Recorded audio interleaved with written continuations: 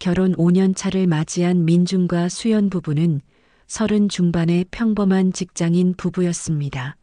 민준은 중견기업의 영업관리직으로 일하며 외근과 지방 출장이 잦은 편이었죠. 수연은 디자인과 기획을 함께 담당하는 사무직으로 근무하고 있었습니다. 두 사람 사이에 아이는 없었지만 서로의 일을 존중하며 각자의 커리어를 쌓아가고 있었어요. 주말이면 함께 영화를 보거나 근교로 드라이브를 다녀오곤 했고, 명절에는 양가 부모님을 번갈아 찾아뵙는 것도 빠뜨리지 않았습니다. 민준과 수연의 결혼 생활은 겉으로 보기에 무척 안정적이었어요. 민준과 수연이 처음 만난 건 대학교 동문 모임에서였습니다. 같은 과는 아니었지만 선후배 관계로 자연스럽게 알게 되었고 2년 정도 연애를 거쳐 결혼에 골인했죠. 민준의 부모님도 수연의 부모님도 두 사람의 결합을 적극 지지했습니다. 결혼식 날. 민준은 수연에게 평생 믿고 의지할 수 있는 사람이 되겠다고 약속했어요. 수연 역시 서로를 존중하며 함께 성장하는 부부가 되자고 화답했습니다. 그 약속은 5년이 지난 지금까지도 두 사람의 마음속에 남아 있었죠. 큰 다툼도 없었고 경제적으로도 여유로운 편이었습니다. 평일 아침이면 민주는 수연보다 조금 일찍 집을 나섰습니다. 영업직 특성상 거래처 미팅이 아침 일찍 잡히는 경우가 많았기 때문이에요. 수연은 민준이 출근한 뒤 여유롭게 준비를 마치고 집을 나섰습니다. 두 사람의 회사는 서로 다른 방향에 있었지만 거리가 그리 멀지 않아 주말에 함께 외출하기에도 편리했죠. 저녁 시간이 되면 민준이 먼저 귀가하는 날도 있었고 수연이 먼저 도착하는 날도 있었습니다.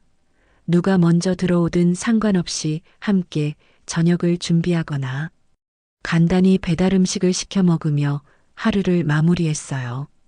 퇴근 후 함께하는 저녁 식사 시간은 두 사람이 서로의 하루를 나누는 소중한 시간이었습니다. 민주는 거래처에서 있었던 재미있는 에피소드를 들려주곤 했고, 수연은 회사에서 진행 중인 프로젝트 이야기를 풀어놓았어요. 민주는 수연이 자신의 일에 열정을 가지고 있다는 점이 자랑스러웠고, 수연 역시 민준의 성실함을 믿고 의지했죠.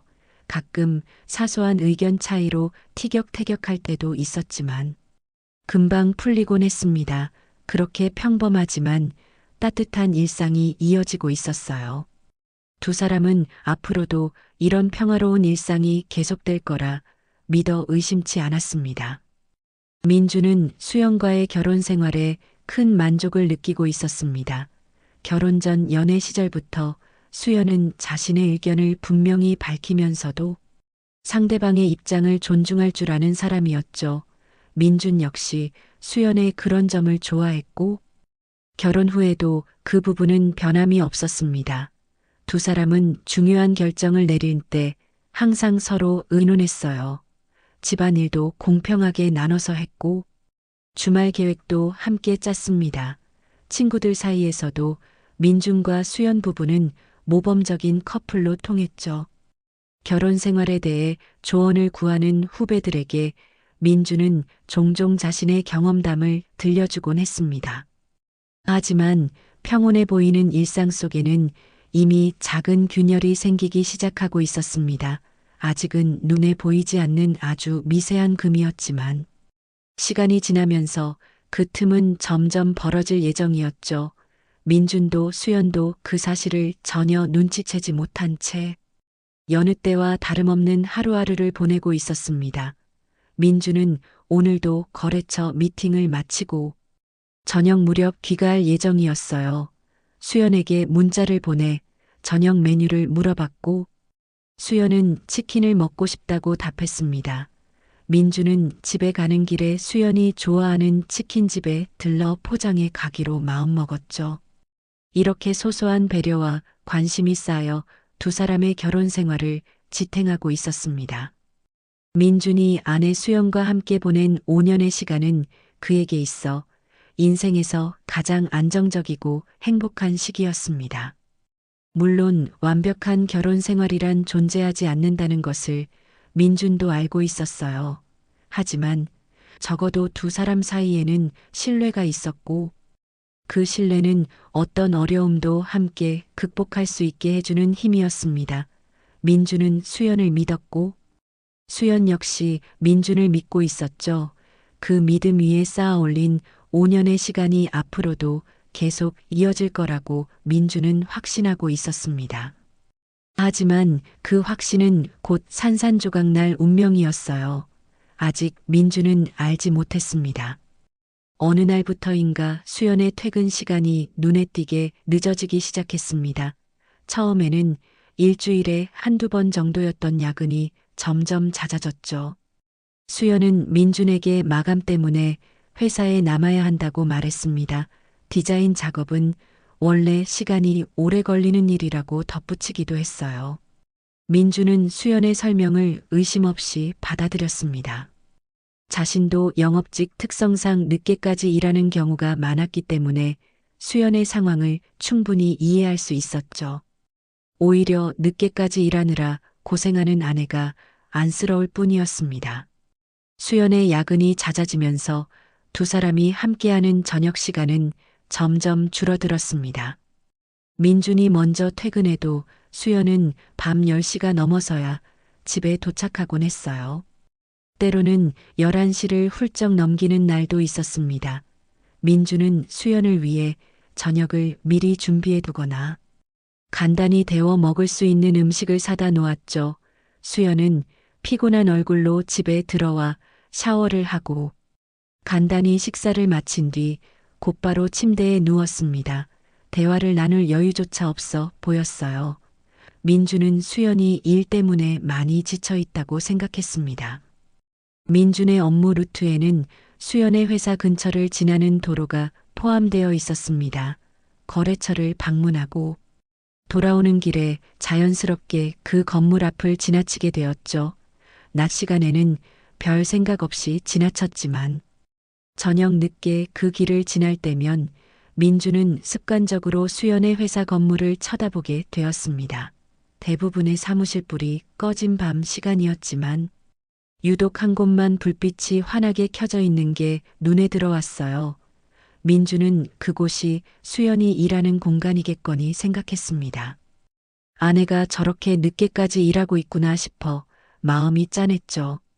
하지만 그 불빛을 목격하는 횟수가 점점 늘어나면서 민준은 묘한 느낌을 받기 시작했습니다. 밤 10시가 넘은 시각에도 환하게 켜진 불빛이었어요. 때로는 11시를 넘긴 시간에도 그 공간만은 여전히 불이 켜져 있었습니다. 주변의 다른 사무실들은 이미 오래전에 소등되어 건물 전체가 어둠에 잠긴 상태였죠.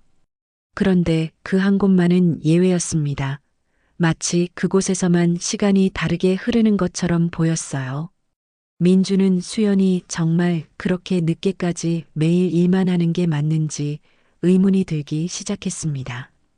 어느 날 밤 민주는 거래처 회식을 마치고 늦은 시각에 귀가하던 중이었습니다. 시계를 보니 밤 11시 30분이었죠. 수연의 회사 건물 앞을 지나갈 때 민주는 또다시 그 익숙한 불빛을 보게 되었습니다. 건물 전체가 깜깜한 가운데 오직 한 공간만 환하게 빛나고 있었어요. 민주는 차를 천천히 몰면서 그 불빛을 한참 동안 바라봤습니다. 수연은 분명 오늘도 야근 중이라고 문자를 보내왔었죠. 하지만 뭔가 이상했습니다.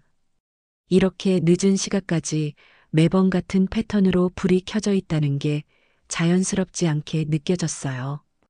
민주는 그날 밤 집에 도착해서도 계속 그 불빛이 머릿속을 떠나지 않았습니다.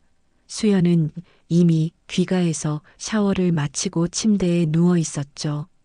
민준이 들어서자 수연은 피곤한 목소리로 인사를 건넸습니다. 오늘도 디자인 수정 작업 때문에 늦었다고 말했어요. 민주는 고개를 끄덕이며 수고했다고 답했습니다. 하지만 마음 한편에서는 의문이 점점 커져가고 있었죠. 단순히 업무 때문이라고 하기에는 뭔가 석연치 않은 구석이 있었습니다. 민주는 자신의 의심을 떨쳐내려 했지만 쉽지 않았어요. 그날 밤 민주는 잠을 이루기 어려웠습니다. 며칠 뒤에도 같은 상황이 반복되었습니다.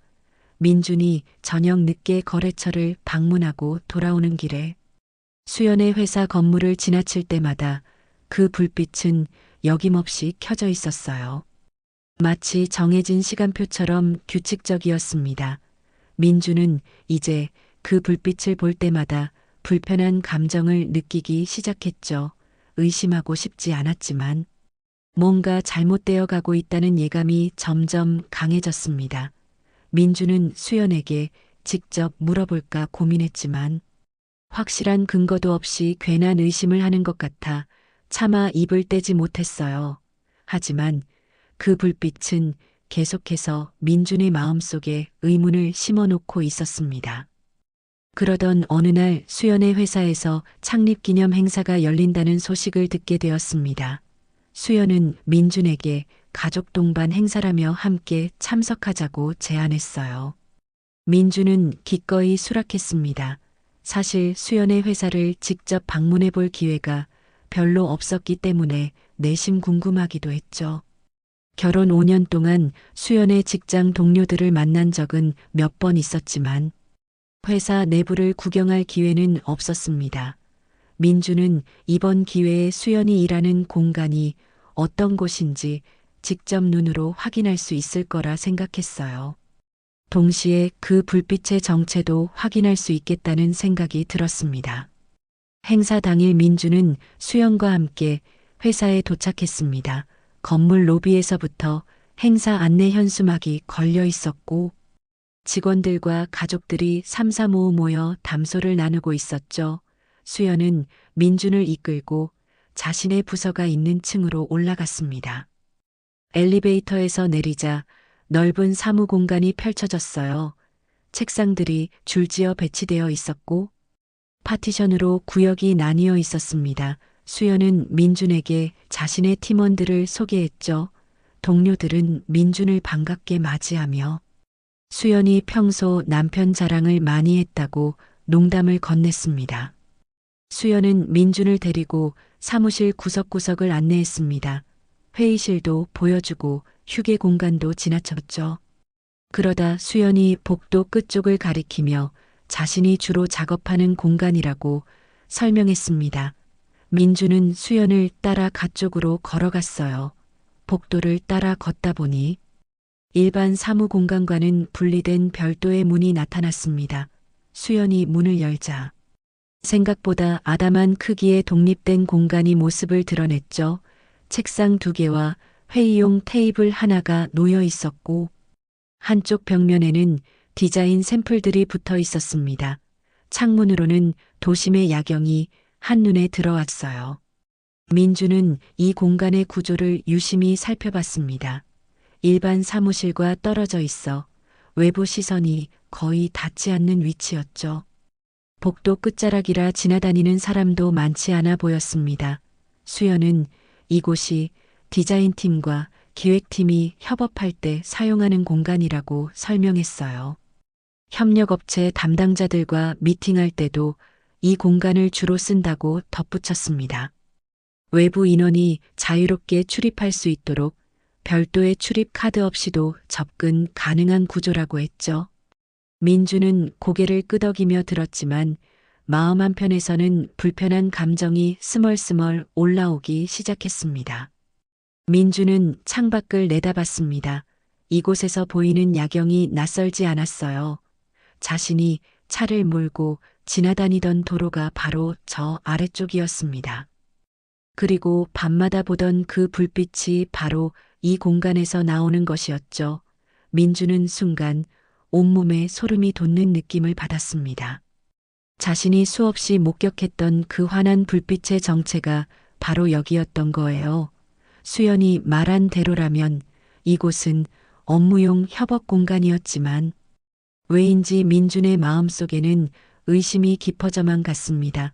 이렇게 독립적이고 은밀한 공간에서 매일 밤늦게까지 정말 업무만 이루어지고 있는 걸까요? 행사가 진행되는 동안에도 민주는 계속 그 공간이 머릿속을 떠나지 않았습니다. 수연의 동료들과 이야기를 나누면서도 자꾸 그 별도 공간이 떠올랐죠. 외부 시선이 차단되어 있고 협력업체 출입이 자유롭다는 점이 계속 신경 쓰였습니다. 민주는 수연에게 자연스럽게 물어봤어요.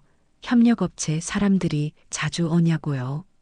수연은 프로젝트 진행할 때는 거의 매일 온다고 대답했습니다. 특히 마감 시즌에는 밤늦게까지 함께 작업하는 경우가 많다고 덧붙였죠. 민주는 담담하게 고개를 끄덕였지만 속으로는 불안감이 커져만 갔습니다. 행사를 마치고 집으로 돌아오는 길에 민주는 말수가 줄어들었습니다. 수연은 피곤한지 조수석에서 눈을 감고 있었어요. 민주는 운전대를 잡으며 오늘 본 그 공간을 되새겼습니다. 복도 끝에 독립된 공간, 외부 출입이 자유로운 구조 밤늦게까지 켜져 있던 불빛, 그리고 협력업체 담당자들과의 잦은 접촉 모든 것이 퍼즐 조각처럼 맞춰지기 시작했죠. 민주는 자신의 의심이 기우이기를 바랐지만 직감은 점점 더 강해지고 있었습니다. 이제 민주는 더 이상 그냥 넘어갈 수 없다는 것을 깨달았어요. 확인해야 했습니다. 진실이 무엇인지 정확히 알아야 했죠. 그날 밤 민주는 잠을 이루지 못했습니다. 수연은 피곤했는지 금방 잠들었지만 민주는 천장만 바라보고 누워 있었어요. 오늘 본 그 공간의 모습이 계속 떠올랐습니다. 그리고 밤마다 지나치며 보던 그 불빛이 바로 그곳에서 나오고 있었다는 사실이요. 민주는 이제 무엇을 해야 할지 고민하기 시작했습니다. 직접 물어볼까 아니면 좀 더 지켜볼까? 하지만 확실한 건 더 이상 이 의심을 무시할 수 없다는 것이었죠. 민준의 마음속에는 이미 확신에 가까운 예감이 자리 잡고 있었습니다. 그 불빛 뒤에 숨겨진 진실을 반드시 밝혀내야 한다고요. 민주는 다음 날부터 수연의 일정을 조금 더 주의 깊게 살펴보기 시작했습니다. 의심하고 싶지 않았지만 이미 마음속에 자리 잡은 불안감을 떨쳐낼 수가 없었어요. 민주는 수연이 야근한다고 말한 날짜들을 수첩에 기록하기 시작했습니다. 처음에는 별다른 패턴이 보이지 않는 것 같았죠. 하지만 일주일, 이주일 기록을 모으다 보니 흥미로운 사실이 드러나기 시작했습니다. 수연의 야근은 무작위가 아니었어요. 특정 요일에 집중되어 있었고 시간대도 비슷했습니다. 주로 화요일과 목요일 저녁이었죠. 그리고 야근이라고 한 날은 거의 예외 없이 밤 10시를 넘겨 귀가했습니다. 민주는 자신의 차량 블랙박스 기록을 확인해 보기로 했습니다. 최근 한 달간의 영상을 저장해 두는 블랙박스였기에 충분한 데이터가 남아 있었죠. 민주는 수연이 야근한다고 했던 날짜들의 영상을 하나씩 확인했습니다. 거래처, 방문 후 귀가하는 길에 수연의 회사 앞을 지나쳤던 날들이었어요. 영상을 재생하자 예상대로 그 별도 공간의 불빛이 환하게 켜져 있는 모습이 담겨 있었습니다. 밤 10시. 11시를 넘긴 시각에도 그 불빛만은 여전했죠. 민주는 화면을 응시하며 복잡한 심경에 빠졌습니다. 수연이 정말 그곳에서 일만 하고 있는 걸까요? 며칠 뒤 민주는 수연의 카드 사용 내역을 확인해 볼 필요가 있다고 판단했습니다. 부부이기 때문에 가족 카드 사용 내역을 공유하고 있었죠. 민주는 결제 알림 문자와 앱 내역을 꼼꼼히 살펴봤습니다. 그리고 이상한 점을 발견했어요. 수연이 야근한다고 말했던 날들에 회사 근처가 아닌 전혀 다른 지역의 식당과 카페에서 결제가 이루어지고 있었습니다. 회사에서 3km 이상 떨어진 곳들이었죠. 시간대를 보니 저녁 8시에서 9시 사이였습니다. 업무 중이라면 회사를 벗어날 이유가 없는데 왜 그런 곳에서 식사를 했을까요? 민주는 결제 내역을 더 자세히 들여다봤습니다. 대부분 2인분 정도의 금액이었어요. 혼자 식사하기에는 양이 많았고 누군가와 함께했다는 것을 짐작할 수 있었습니다. 카페 결제도 마찬가지였죠. 음료 2잔 가격이었습니다. 민주는 가슴이 답답해지는 것을 느꼈어요. 수연이 누군가와 함께 저녁을 먹고 카페에 들른 뒤 다시 회사로 돌아가 그 별도 공간에서 시간을 보낸 것일까요? 그렇다면 그 상대는 누구였을까요? 민준의 머릿속에는 수연이 말했던 협력업체 담당자들이 떠올랐습니다. 민준은 카드 내역을 더 거슬러 올라가 확인했습니다. 지난 3개월간의 기록을 살펴보니 같은 패턴이 반복되고 있었어요. 화요일과 목요일.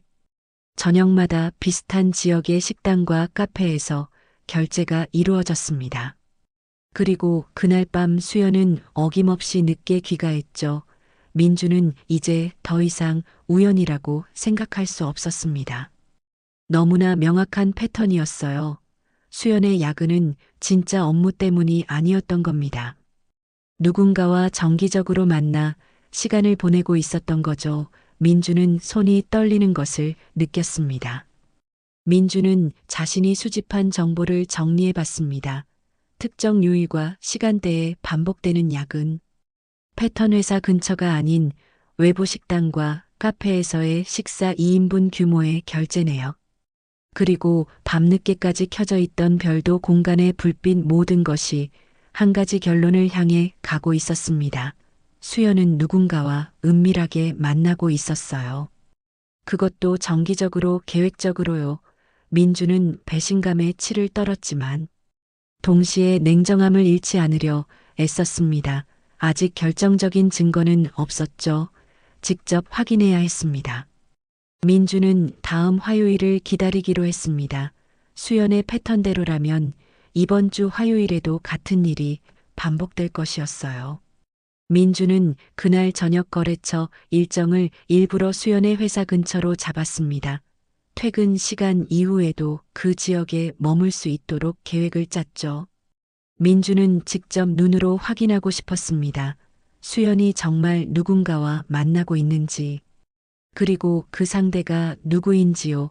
화요일이 다가올수록 민준의 마음은 무겁게 가라앉았습니다. 하지만 진실을 마주할 준비는 되어 있었어요. 더 이상 의심 속에서 살 수는 없었습니다. 민주는 수연에게 평소와 다름없이 대했습니다. 아침에 출근 인사를 나누고 저녁에 귀가 시간을 물어보는 것도 여느 때와 같았죠. 수연 역시 아무것도 눈치채지 못한 듯 자연스럽게 행동했습니다. 하지만 민준의 마음속에는 이미 거대한 균열이 생겨 있었어요. 5년간 쌓아온 신뢰가 무너지는 소리가 들리는 것만 같았습니다. 민준은 화요일 저녁이 오기를 기다리며 마음을 다잡았습니다. 곧 모든 것이 명확해질 것이었죠. 그 진실이 무엇이든 민주는 받아들일 준비가 되어 있었습니다. 아니, 그렇게 믿고 싶었습니다. 드디어 화요일이 찾아왔습니다. 민주는 평소처럼 출근했지만 하루 종일 마음이 무겁고 불안했어요. 거래처 미팅을 진행하면서도 계속 시계만 쳐다봤습니다. 저녁이 다가올수록 긴장감이 높아졌죠. 오후 5시쯤 수연에게서 문자가 왔습니다. 오늘도 야근해야 할 것 같다는 내용이었어요.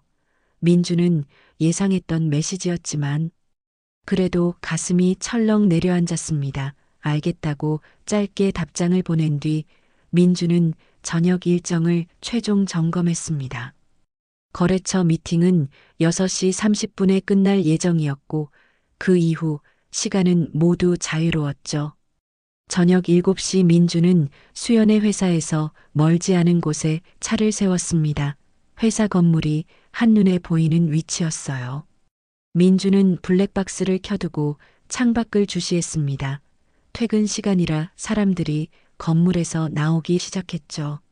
하지만 수연의 모습은 보이지 않았습니다. 민주는 기다렸어요.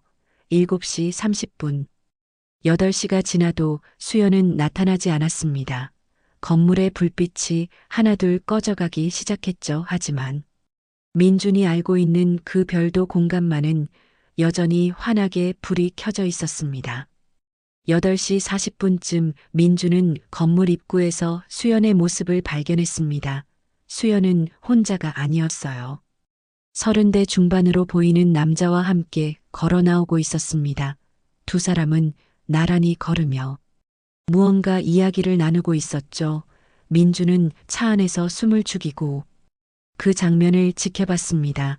수연과 그 남자는 회사 앞에 세워진 차량에 함께 탔어요. 조수석에는 수연이, 운전석에는 그 남자가 앉았습니다.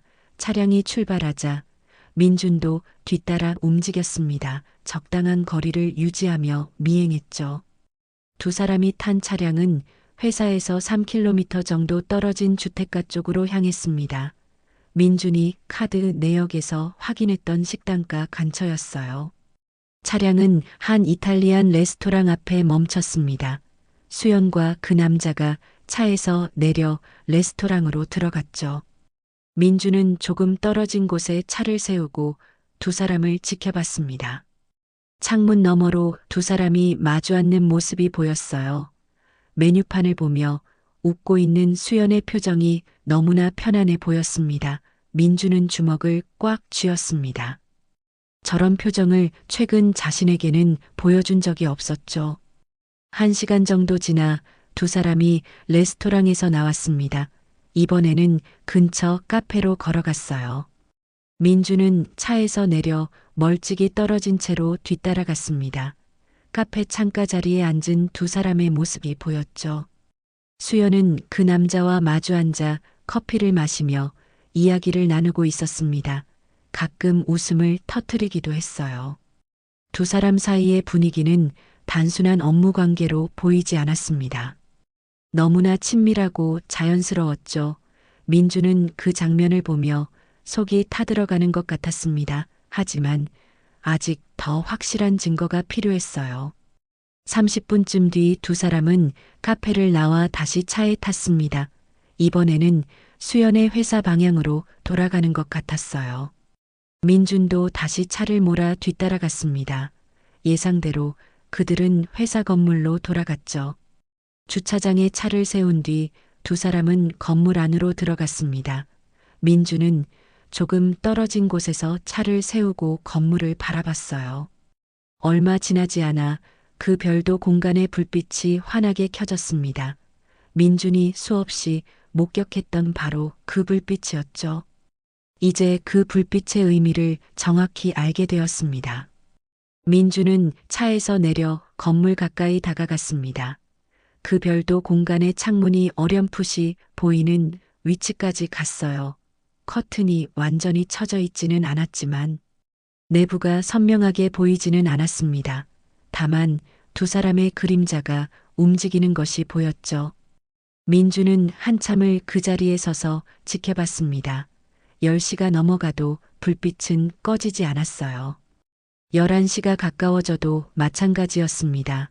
두 사람은 그 공간에서 장시간 머물고 있었죠. 이것이 업무일 리 없었습니다. 저녁을 함께 먹고 카페에서 시간을 보낸 뒤 다시 은밀한 공간으로 돌아와 밤늦게까지 머무는 것이요. 민주는 이제 확신했습니다. 수연이 그동안 야근이라고 말했던 모든 날들이 이런 시기였다는 것을요. 협력업체 담당자라는 그 남자와 정기적으로 만나 저녁을 먹고 카페를 들른 뒤 회사의 별도 공간에서 은밀하게 시간을 보냈던 겁니다. 그곳은 더 이상 업무 공간이 아니었어요. 완전히 숨겨진 비밀 데이트 장소였던 거죠. 외부 시선이 차단되고 협력업체 출입이 자유로운 그 공간의 구조가 두 사람에게는 완벽한 은신처였던 겁니다. 민주는 온몸에 힘이 빠지는 것을 느꼈습니다. 5년간 믿어왔던 모든 것이 한순간에 무너졌어요. 민주는 그날 밤 11시 30분쯤 그 자리를 떠났습니다. 더 이상 볼 필요가 없었죠. 이미 충분히 확인했습니다. 집으로 돌아가는 길에 민주는 핸들을 잡은 손에 힘이 들어갔어요. 배신감과 분노가 치밀어 올랐지만 동시에 이상하게 냉정해지는 자신을 느꼈습니다. 감정적으로 대응해서는 안 된다는 생각이 들었어요. 증거를 확보해야 했습니다. 법적으로 문제 삼을 수 있는 명확한 증거가 필요했죠. 민주는 차를 몰며 다음 단계를 계획하기 시작했습니다. 이제 더 이상 의심이 아니었어요. 확실한 사실이었습니다. 민주는 다음 날부터 본격적으로 증거를 수집하기 시작했습니다. 감정적으로 흔들리지 않으려 애썼어요. 분노와 배신감이 치밀어 올랐지만 냉정함을 유지해야 했습니다. 법적으로 대응하기 위해서는 명확하고 객관적인 증거가 필요했죠. 민주는 먼저 자신의 차량 블랙박스 영상을 체계적으로 정리했습니다. 지난 3개월간 수연의 회사 건물을 지나칠 때마다 촬영된 영상들이었어요. 밤늦은 시각, 환하게 켜진 별도 공간의 불빛이 선명하게 담겨 있었습니다. 날짜와 시간이 표시된 영상들은 수연의 야근 패턴을 증명하는 확실한 자료였죠. 민주는 수연의 카드 사용 내역도 따로 정리했습니다. 야근한다고 말했던 날들의 결제 기록을 시간순으로 나열했어요. 회사 근처가 아닌 외부 식당과 카페에서의 결제 내역이 명확했습니다. 2인분 규모의 금액. 음료 2잔의 가격 모두 누군가와 함께했다는 것을 보여주는 증거였죠. 민주는 영수증까지 확인할 수 있는 것들은 모두 캡처해 두었습니다. 결제 시간과 위치 금액까지 상세하게 기록했어요. 이 자료들은 수연이 야근이 아닌 다른 목적으로 시간을 보냈다는 것을 입증하는 증거가 되었습니다. 민주는 지난 화요일 직접 미행하며 촬영한 영상도 가지고 있었습니다. 수연과 그 남자가 회사에서 함께 나오는 장면, 차에 함께 타는 모습, 레스토랑과 카페로 들어가는 장면들이었죠. 민주는 휴대폰으로 조심스럽게 촬영했습니다. 화질이 완벽하지는 않았지만 두 사람임을 알아볼 수 있을 정도는 되었어요. 특히 회사로 돌아가 별도 공간으로 들어가는 장면까지 담겨 있었습니다. 시간대별로 두 사람의 동선을 추적할 수 있는 결정적인 영상이었죠. 민주는 이 모든 자료를 클라우드에 백업해 두었습니다. 그런데 민준에게는 아직 한 가지 부족한 부분이 있었습니다. 별도 공간 내부에서 무슨 일이 벌어지는지 직접적으로 보여주는 증거가 없었어요. 외부에서 촬영한 영상만으로는 한계가 있었습니다. 민주는 고민에 빠졌죠. 어떻게 하면 내부 상황을 확인할 수 있을까요? 그러던 중 민주는 수연이 업무용으로 사용하는 태블릿을 떠올렸습니다. 수연은 디자인 작업을 할 때 태블릿을 자주 사용했어요. 회사와 집을 오가며 작업하곤 했죠. 그 태블릿이 집에 있을 때가 있었습니다. 어느 주말 수연이 샤워를 하는 동안 민주는 거실 소파에 놓인 태블릿을 집어들었습니다. 화면을 켜자 잠금이 걸려 있었지만 민주는 비밀번호를 알고 있었어요. 두 사람은 서로의 기기 비밀번호를 공유하고 있었습니다. 신뢰의 표시였죠. 민주는 태블릿을 열고 사진 앱을 확인했습니다. 처음에는 업무 관련 디자인 파일들만 보였어요. 하지만 민주는 클라우드 동기화 설정을 확인했습니다. 수연의 개인 클라우드 계정과 자동으로 연동되어 있었죠. 업무용 태블릿이었지만 개인 사진도 함께 저장되는 구조였습니다. 민주는 클라우드에 접속했습니다. 수연의 계정 정보를 알고 있었기에 로그인이 가능했어요. 사진 폴더를 열자 수백 장의 사진이 나타났습니다. 민주는 최근 날짜부터 차례대로 확인하기 시작했죠. 처음에는 평범한 일상 사진들이었습니다. 회사 사무실 풍경, 점심 메뉴, 카페 사진들이었어요. 하지만 스크롤을 내리던 민준의 손이 멈췄습니다. 그 별도 공간 내부에서 촬영된 사진들이 나타나기 시작한 겁니다. 창밖 야경을 배경으로 찍은 셀카였어요. 수연 혼자가 아니었습니다. 그 남자와 함께 찍은 사진이었죠. 민주는 숨이 막히는 것 같았지만 계속 사진을 확인했습니다. 두 사람이 나란히 앉아 있는 모습, 서로를 바라보며 웃고 있는 표정, 손을 잡고 있는 장면까지 있었어요. 사진 속 두 사람의 분위기는 명백했습니다. 단순한 동료 관계가 절대 아니었죠. 연인처럼 친밀한 모습이었습니다. 민주는 사진의 날짜를 확인했어요. 지난 3개월 동안 꾸준히 찍힌 사진들이었습니다. 수연이 야근한다고 말했던 날짜들과 정확히 일치했죠. 모든 퍼즐이 완벽하게 맞춰졌습니다. 민주는 중요한 사진들을 자신의 계정으로 전송했습니다. 증거로 남겨야 했어요. 30여 장의 사진을 선별해서 저장했습니다. 날짜별로 정리된 사진들은 두 사람의 관계가 일회성이 아닌 지속적이었다는 것을 명확히 보여주었죠. 민주는 태블릿을 원래 자리에 놓고 소파에 주저앉았습니다. 샤워를 마친 수연이 나왔지만 민주는 아무렇지 않은 척했어요. 아직 때가 아니었습니다. 모든 증거를 완벽하게 확보한 뒤 움직여야 했죠. 민주는 평소처럼 수연에게 말을 걸며 아무 일도 없는 것처럼 행동했습니다. 이제 민준의 손에는 확실한 증거들이 모여 있었습니다. 블랙박스 영상으로 증명되는 반복적인 야근, 패턴 카드 내역으로 확인되는 외부 식당과 카페 출입 직접 미행하며 촬영한 두 사람의 동선, 그리고 결정적으로 별도 공간 내부에서 찍은 친밀한 사진들까지요. 이 모든 자료는 수연과 그 남자의 지속적인 불륜 관계를 명확하게 가리키고 있었습니다.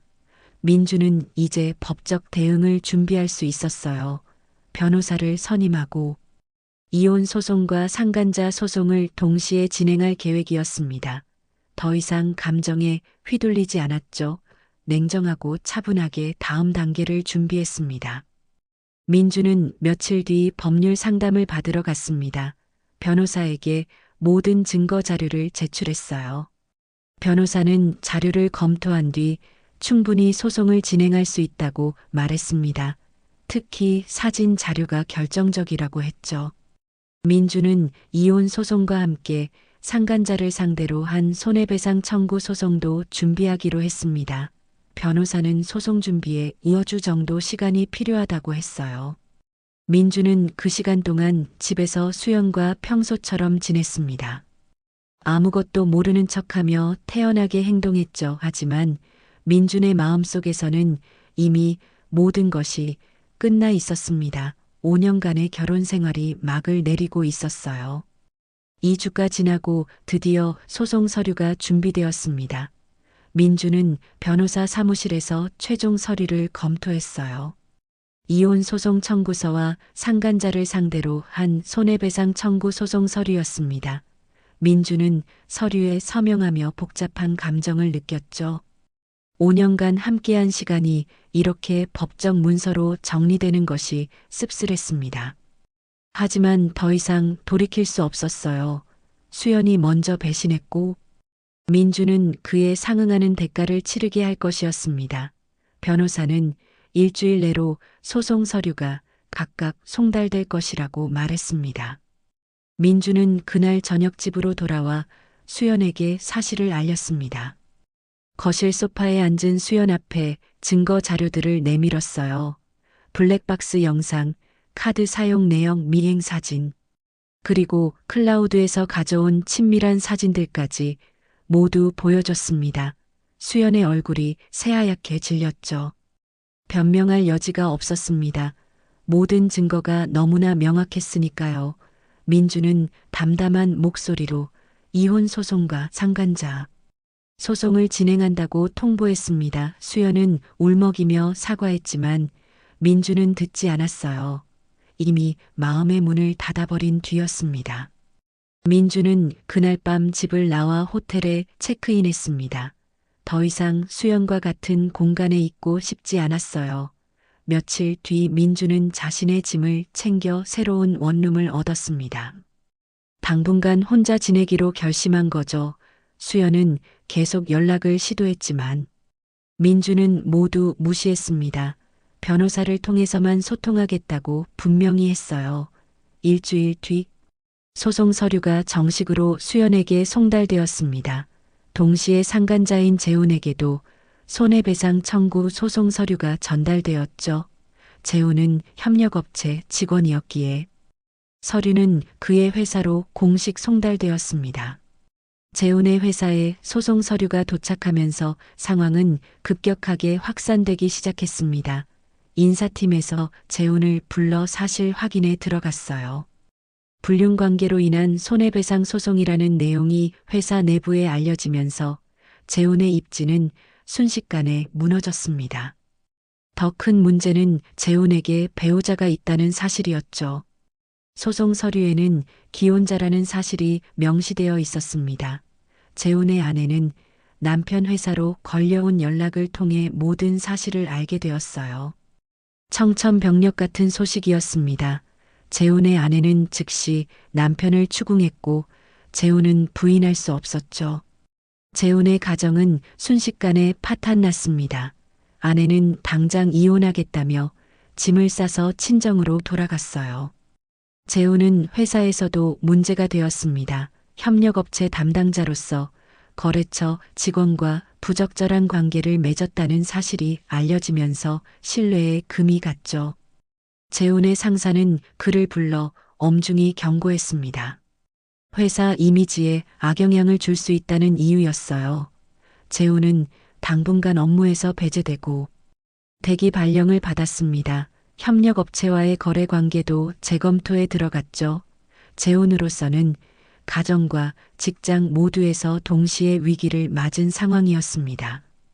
수연의 회사에도 파장이 일었습니다. 상간자 소송 때문에 재훈의 회사와 연락이 오가면서 수연의 불륜 사실이 협력업체 측에 알려졌어요. 그 소식은 곧 수연의 회사 내부로도 전해졌습니다. 인사팀에서 수연을 호출해 사실관계를 확인했죠. 수연은 부인할 수 없었습니다.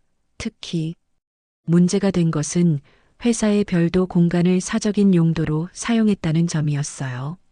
업무 공간을 불륜 관계를 위한 은밀한 장소로 활용한 것은 명백한 회사 규정 위반이었습니다.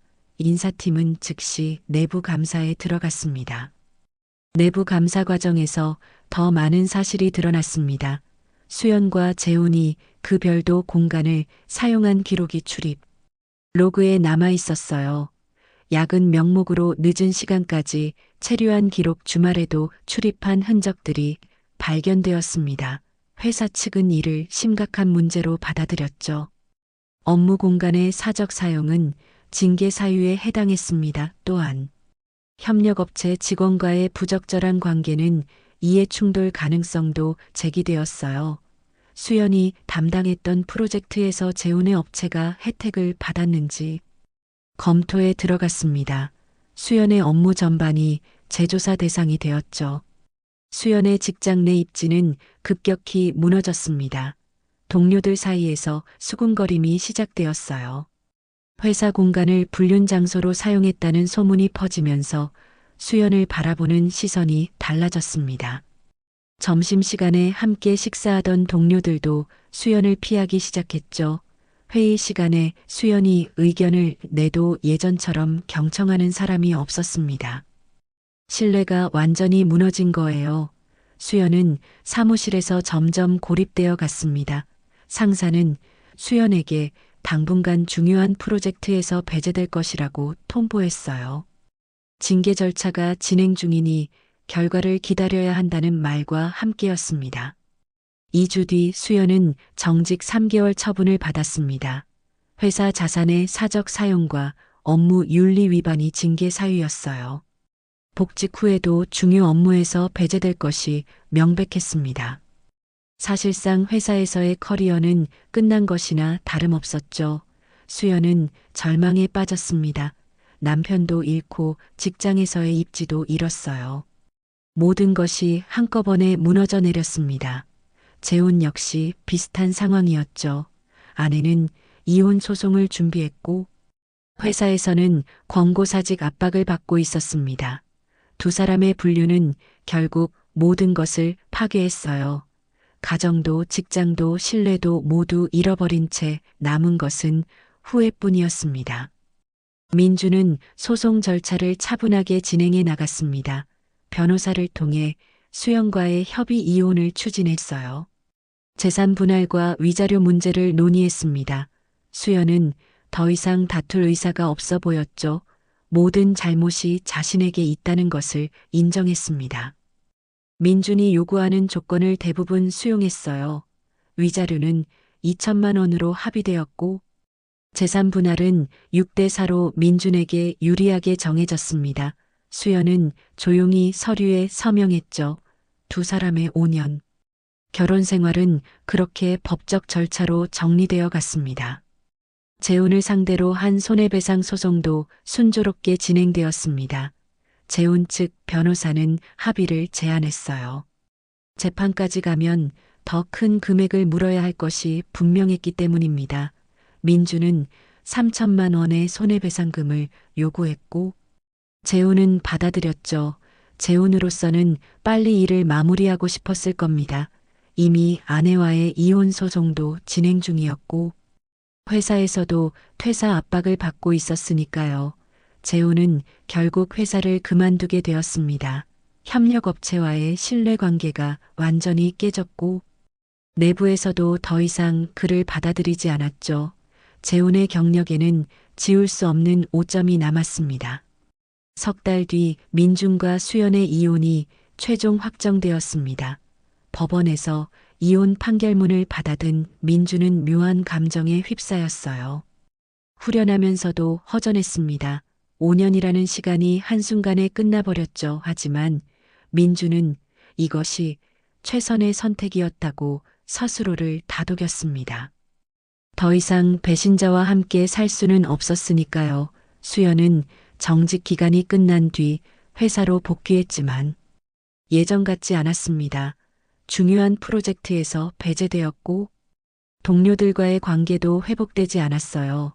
결국 수연은 반년 뒤 스스로 사직서를 냈습니다. 더 이상 그 회사에서 일할 수 없다고 판단한 거죠. 수연이 떠난 뒤 그 별도 공간은 다시 원래의 용도로 돌아갔습니다. 회의실로 재정비되었고 출입 관리도 강화되었어요. 하지만 그 공간을 기억하는 사람들에게는 여전히 불편한 장소로 남았습니다. 누구도 그곳에서 늦게까지 일하고 싶어 하지 않았죠. 밤이 되면 그 공간의 불빛은 이제 켜지지 않았습니다. 퇴근 시간이 지나면 다른 사무실들과 마찬가지로 소등되었어요. 한때 그토록 환하게 빛나던 그 불빛은 이제 완전히 사라졌습니다. 그 불빛이 숨기고 있던 비밀도 함께 역사 속으로 묻혔죠. 하지만 그 불빛이 남긴 상처는 관련된 모든 사람의 삶에 깊이 새겨졌습니다. 민주는 새로운 삶을 시작했습니다. 원룸에서 지내던 생활을 정리하고 새로운 아파트로 이사했어요. 이혼 후 받은 재산, 분할금과 손해배상금으로 경제적 여유가 생겼습니다. 민주는 자신만의 공간을 꾸미며 조금씩 일상을 회복해 갔죠. 회사 일에도 더욱 집중했습니다. 영업 실적이 좋아지면서 승진 기회도 생겼어요. 주말에는 오랜만에 만난 친구들과 시간을 보냈습니다. 친구들은 민준의 상황을 알고 있었고 힘이 되어 주려 애썼죠. 민준은 친구들의 위로 속에서 서서히 마음의 상처를 치유해 갔습니다. 물론 완전히 잊기는 어려웠지만 시간이 약이 되어 주리라 믿었어요. 어느 날 저녁 민준은 우연히 수연의 회사 건물 앞을 지나게 되었습니다. 거래처 방문 후 귀가하는 길이었죠.